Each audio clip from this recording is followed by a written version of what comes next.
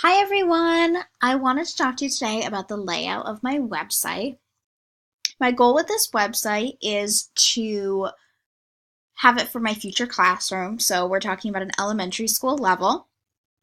My main goal in doing this was to really have everything be really easy to navigate for both my students and parents, and I really wanted to start off with like kind of a basic layout because obviously it's going to change based on whatever grade level that I teach with. So we have 6 categories here. They're in the reddish orange colors. We have About Me, Homework Corner, Parent Resources, In the Classroom, Resources, and Tech Corner. So let's go ahead and start right up here with the About Me. So I really went back and forth about including this, but I decided ultimately that it was necessary because parents and the students should be trusting of who they're spending most of their day with, and they should also know about me and what I believe in regards to teaching. So that's why I included this little category down here, and it says My Whys. I did a screencast last week about why I'm using technology in my classroom and why my classroom is so heavy on technology, and this would be a perfect place for that, along with other videos, just kind of explaining why I'm doing it, letting parents know that it is research-based. I'm not just doing it because I'm a new teacher and I want to do everything on the computer. I really want to be able to show them that what I'm doing is really constructive for their students. Moving on over to the homework corner, I really made this basic with a new spin on it, with that tech spin on it. So I think it's really easy for homework nowadays to just be online because I can hand out a hard copy in class and the student should have an expectation that it's going to be online in case they leave it at school or they misplace it at home. You know, there's that excuse of, well, I lost it. Well, that's not an excuse anymore because you should have it done. It's online. You have multiple ways to get it. So it's really assuring that the students are doing it. And I included this podcast and screencasts up here because I did the podcast a few weeks ago and I explained that I would use these as a priming tool. You know, let's take notes at night for homework and then we can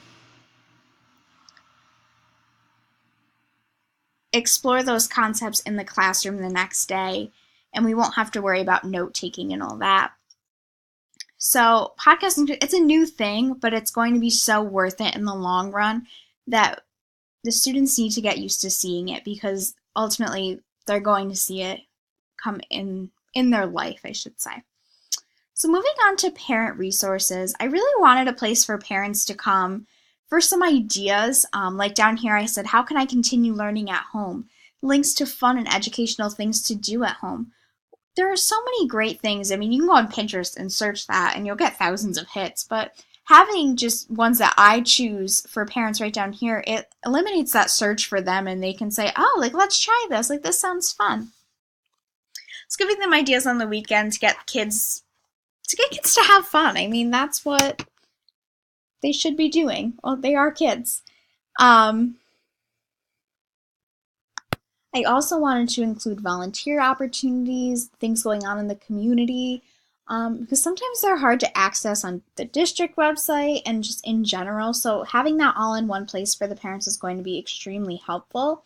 They also included research in this section because, again, I want them to know that what I'm doing in the classroom is research-based. I'm not just doing it to do it. So these next 3 categories that I did are all interlinked and will all be interlinked because it just makes sense. We're having technology in our classroom, we're using it for resources for our students, and like I said, it's in our classroom. So starting with in our classroom, having behavior trackers, which is a new thing to do online, such an easy way to get parents involved, a conversation starter again. The blog showing student work. What have we been doing in class? When, work goes home, but there's sometimes no explanation of why it was done. So it's a very easy way to do that, and parents will really be able to see what is going on and, again, start that conversation with their student. I interlinked between in the classroom and resources review lessons. Everything should be online. They shouldn't be lugging home textbooks and binders at the end of the day. It should just be online. It's easy. It's so easy to do. Put it online. That way they have everything. They don't have to worry about not having everything. So in resources, resources are really just what it says. It's a resource for the students if they don't know how to do something, whether it be at home, that maybe they're a little confused on an assignment. Oh, let me go online and see what Miss Eggleston has on there for me. Or we're doing center time and I'm engaged with a small group. Okay, well, let's see what I can go find online on my own. We're taking away that teacher-led idea of searching for information and letting the students do it independently.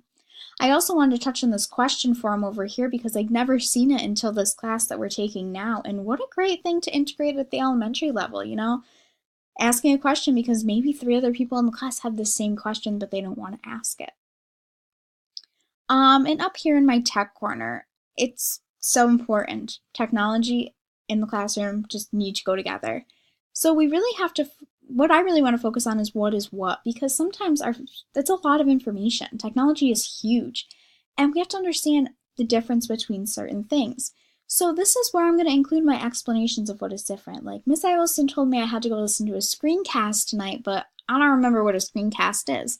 All right, well, head on over here and I'll explain it so you don't have to worry about it and you'll know what it is. So ultimately, easy to navigate. I want the students to be able to do everything on their own and not need me. Of course, I'm going to model this, but they are not going to need me to hold their hand through this. They should be able to navigate my website on their own, and their parents should find it just as easy. So, thank you for listening.